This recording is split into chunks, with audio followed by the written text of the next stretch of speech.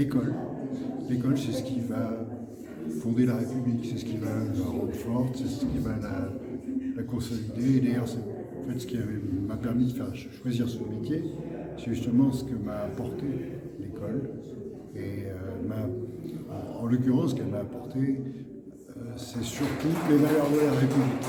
Donc voilà la raison pour laquelle je suis là ce soir. Ce que j'ai retenu de cette réunion, c'est la diversité des intervenants qui abordaient l'école sous différents aspects.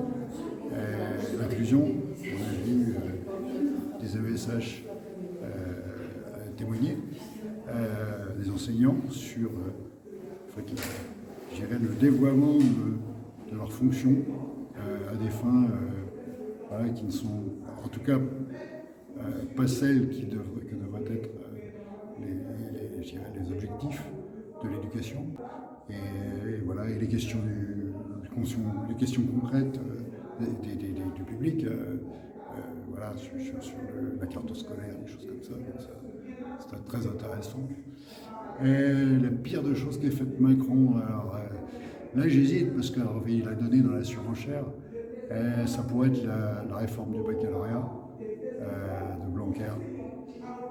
Parcoursup qui en fait masque le manque d'une centaine de milliers de places dans l'enseignement supérieur.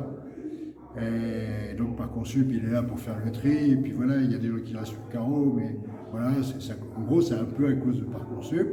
Non, le problème, c'est qu'il manque des places, il manque 100 000 places dans l'enseignement supérieur, et la seule issue qu'ont ces élèves délaissés, c'est de se tourner vers le privé, qui est hors de prix, de s'endetter.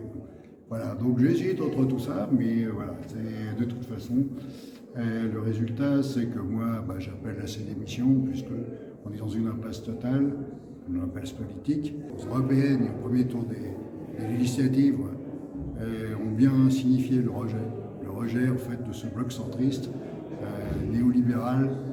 Et voilà, donc, et puis le second tour a bien indiqué qu'il y avait aussi un rejet de l'extrême droite, puisqu'il y a eu une grosse mobilisation de la population, voilà, un fort taux de participation, et qui a fait barrage à cette extrême droite, à qui on devait offrir, je dirais, le poste de Premier ministre.